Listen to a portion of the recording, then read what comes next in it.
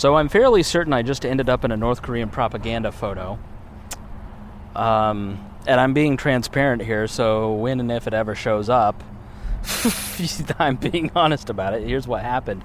So I just went to the BMV, got my license renewed, and I thought that'd take forever, and it didn't. And I'm meeting my buddy Abdul at 4 o'clock, and so I've got some time to kill, and I wanted to record a podcast, so I was looking for a park to sit and talk to you all in while I waited. And it's a nice day here in Indiana. Just looking to kill 30 minutes. And so I came to the Kennedy King Park. And this is a beautiful park here in Indianapolis. And I was here for the unveiling of a statue that stands on the place where Robert Kennedy told a crowd in Indianapolis during the 1968 primary that Martin Luther King Jr. had been killed. And so I was going to come here, and I listened to the speech, which I listen to it a couple times a year, it seems like. I think you've never heard that speech. Maybe I'll tack it on to the end of this podcast for you so you can listen to it. It's really inspiring. And I was going to talk about 9/11 and share my anti-war views, but now that I am photographed, and I will never be able to run for president because of said photograph, I figured I'd talk about that. So I get to the park, and I'm right in front of the monument. I've got a photo of the monument that I'll post for you. And then there is, a nice greenscape, and there is a monument with some of the speech on it, and then there's a building, I think it's a school maybe, that has Martin Luther King and Robert Kennedy in a large mural on the side of it. And then there was a group of 3 Koreans, 2 young ladies and a young man, and they had banners and protest signs, and they were taking photos in front of the mural. So me being curious, and you know how much I love Korea and how interested I am in North and South Korea and how that all works, I went over to talk to them. And, we were talking about they're South Korean, they're from Seoul, they're here just visiting. They had pre-produced signs in Korean, and I don't know what. I couldn't tell you the difference between a North or a South Korean. So we're talking, and I ask him, what do you think about the current prime minister in South Korea? They say he is a progressive. He can't make the economy work. I was like, okay, all right. What do you think of Donald Trump? Well, we think that we don't care for him. We don't care if he gets impeached. We just don't want there to be war. We want peace to be between the Koreas. Well, what do you guys think about reunification? And they said, we want to reunify the Koreas. Do you want there to be 2 separate states? No, full reunification. That's when I started to go, uh-oh. They photographed me talking to them, and then they said, hey, would you take a picture with us with this banner? And I said, sure.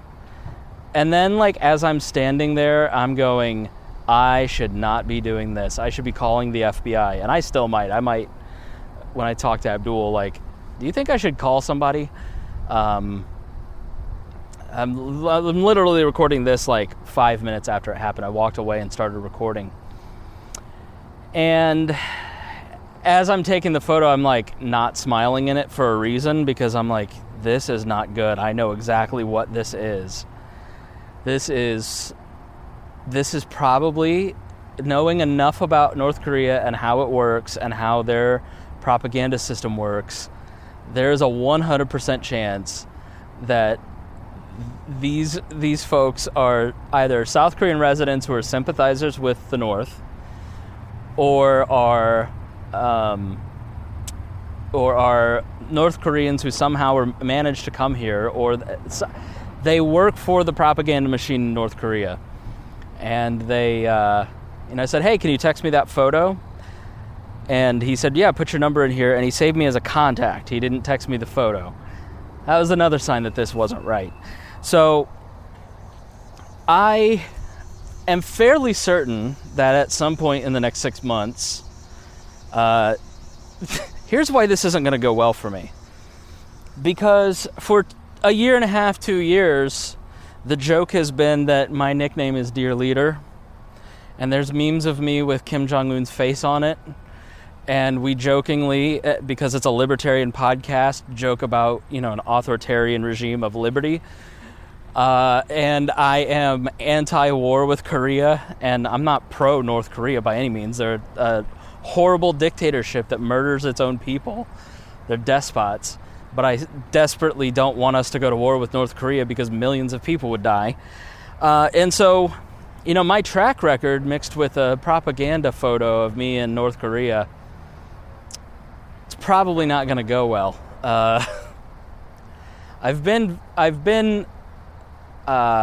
never been on a watch list before. I thought I might be, thanks to a neighbor who sent a nasty forward about Barack Obama, and then the Secret Service seized all of his computers.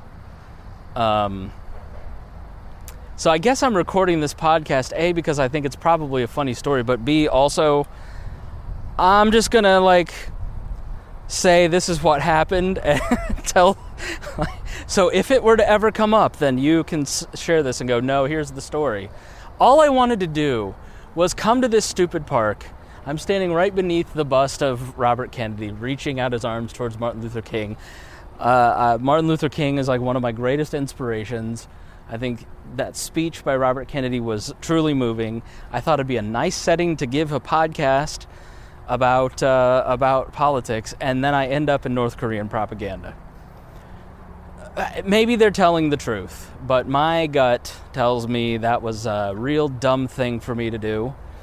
And I am not pro Kim Jong-un, not pro North Korea.